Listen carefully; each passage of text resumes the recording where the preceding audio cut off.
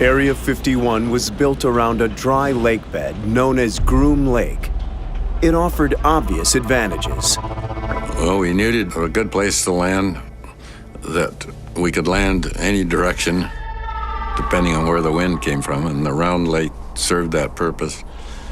It was also protected with the mountain range around it, so it wasn't very visible. Smooth as glass.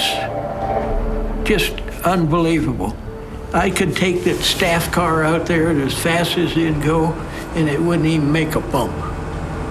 We had a bunch of trailers for us to live in. And we had a all-purpose building where you eat, didn't have TV, didn't even have a radio. Paradise Ranch was the first name that was given to the establishment. They thought it would soften the blow of the austerity. It was an attempt to perhaps convince people it wasn't quite as bad as it looked. Area 51 was created for one top-secret project called Aquatone. In 1955, men from the CIA, the Air Force, and a secret division of Lockheed came to Paradise Ranch to begin work. All they would tell us was we had to go for a pressure suit, so we knew it was going to be high-altitude stuff. Your blood boils above 50,000 without having pressurization. So if you were to lose pressurization, just your engine conk out, and you're above 50, that suit saves you. When pilots fly higher than man has ever flown, equipment changes are necessary. In this declassified footage, Ray Gowdy prepares for a flight inside Area 51. The men looked like nothing seen on Earth, and rumors about what was going on inside Area 51 started to swirl. It was so secret, I didn't know what it was until I got there and wondered what I got myself into. The men were testing one of the most important tools of the Cold War. The U-2 spy plane. There was no trainer, there was no two-seater, there was no simulator.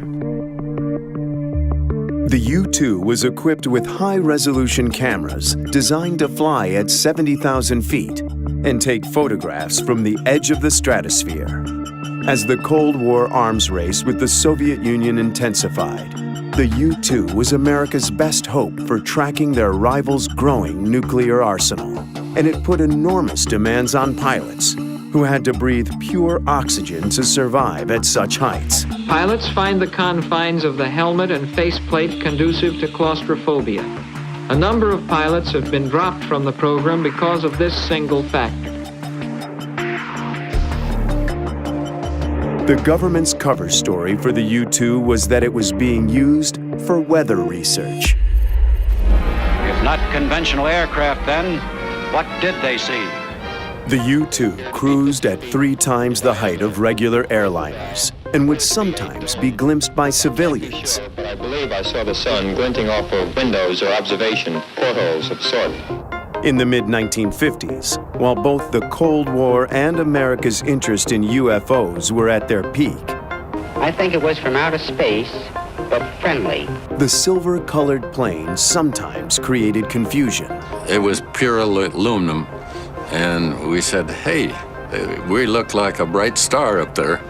Pilots were told to deny everything, even to aircraft controllers.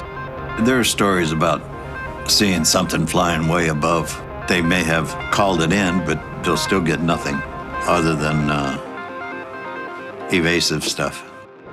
If you get up along the Canadian border, the ground controller wanted to question my altitude.